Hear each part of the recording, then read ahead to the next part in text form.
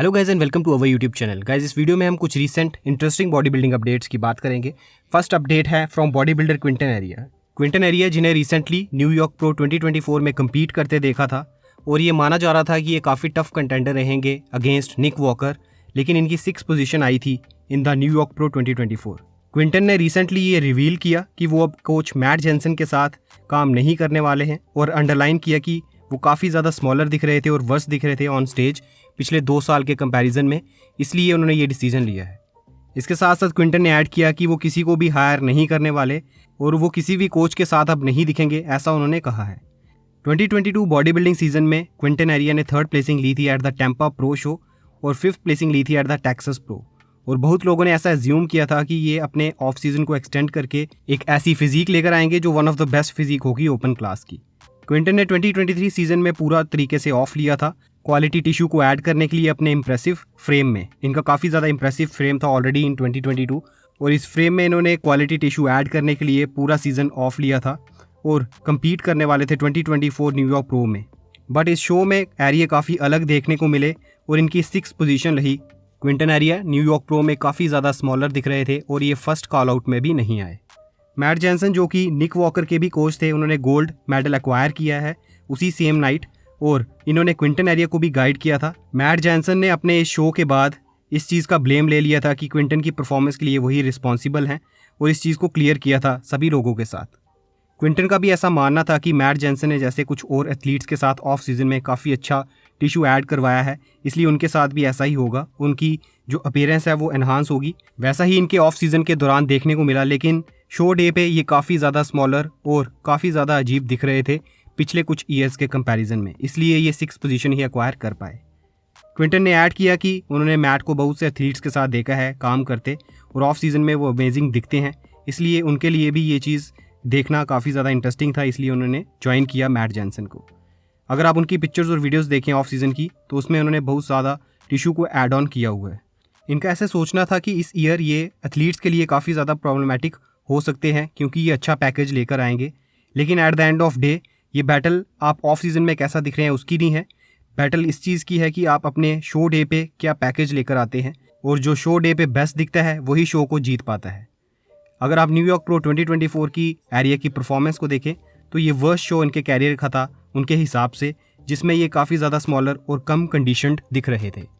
Area ने add किया कि वो शो पे काफ़ी ज़्यादा स्मॉलर दिख रहे थे पिछले 2 साल के कंपैरिजन में, उनकी लेग्स स्किनी थी और काफ़ी कम कंडीशन थे। क्विंटन ने ऐड किया कि अगर आप कोई इवेंट प्लानर हायर करे फॉर इंपॉर्टेंट इवेंट और आपके इवेंट को ख़राब कर दे, सो क्या आप अगेन उसे हायर करेंगे? नहीं करेंगे।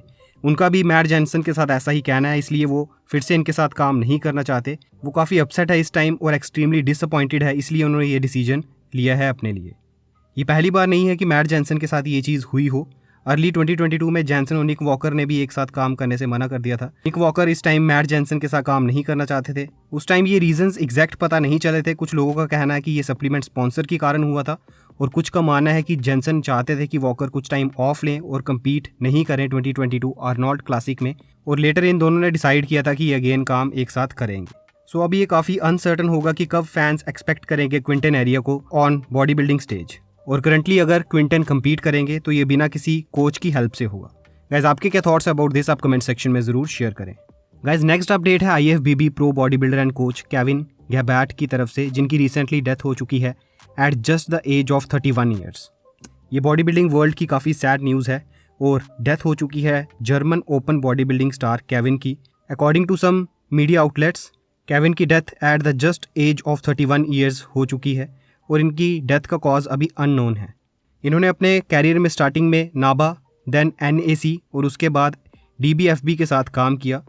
गैबार्ट ने अर्न किया अपना IFBB pro card by winning EVLS Prague pro qualifier in 2018 और उसके बाद ये सक्सेसफुल प्रो डेब्यू कर चुके हैं बहुत से बॉडी बिल्डिंग शोज़ में। इन्होंने काफ़ी प्रोलिफिक कोच जैसे कि मिलोस सारसेव के साथ भी काम किया है और इसके साथ इनका एक मार्क रहा है in body building.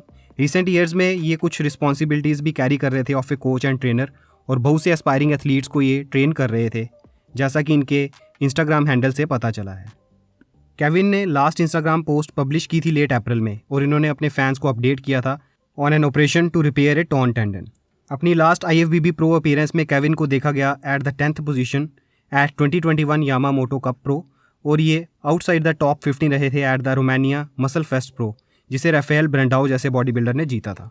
Maximum body builders की डेथ का कॉज परफॉर्मेंस एनहांसिंग ड्रग्स ही माने गए हैं, और हो सकता है कि इनके साथ भी ये इशू हुआ हो, लेकिन अभी ये कंफर्म्ड नहीं है। गाइस नेक्स्ट अपडेट है AGP pro classic physique body building category के रिजल्ट्स की, और इसमें मिखाली टिमोशिन ने ये जीत लिया है AGP classic pro 2024 in classic physique category, और ये क्वालिफाई कर चुके हैं 2024 मिस्टर ओलंपिया के लिए इन द क्लासिक फिजिक। ये कंपटीशन 26 मई को ऑर्गेनाइज किया गया था कोरिया में, और फैंस ने काफ़ी ज़्यादा अच्छे एथलीट्स को विटनेस किया इस शो में।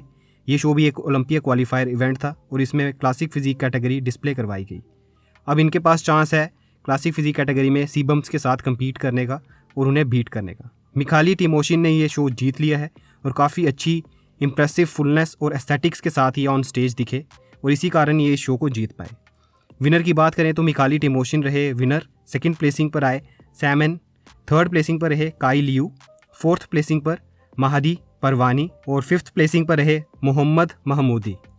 विनिंग के बाद मिखाली ने अपनी एक पोस्ट शेयर किया, उसमें थैंक किया इन्होंने अपने कोच फ्रांसिस्को जोस एस्पिन को, और कहा कि उन्होंने काफ़ी ज़्यादा अच्छे तरीके से इनका साथ दिया।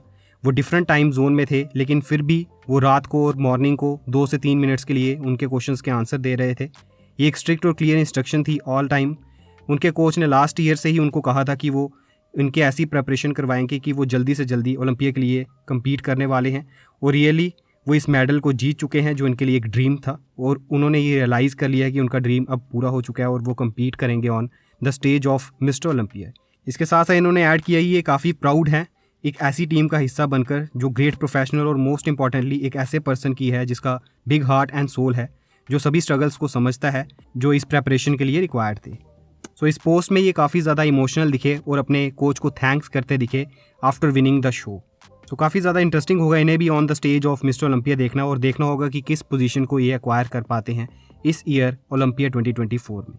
सो गाइस ये थी कुछ recent body building updates. Video अच्छी लगी तो इसे लाइक एंड शेयर ज़रूर करें, and subscribe our YouTube channel for more related videos.